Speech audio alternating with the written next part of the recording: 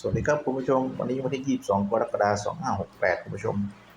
พายุเข้านะครับนู่นนะครับจะเข้าไปถึงวันที่24นะครับที่จังหวัดน่านอำเภอเมืองเราก็ไม่มีอะไรจะทำนะคุณผู้ชมออกไปไหนไม่ได้ก็หา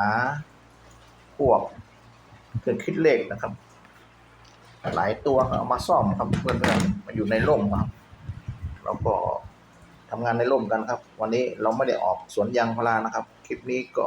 ลาเพื่อนเอฟซีที่รักทุกท่านไปก่อนสวัสดีครับ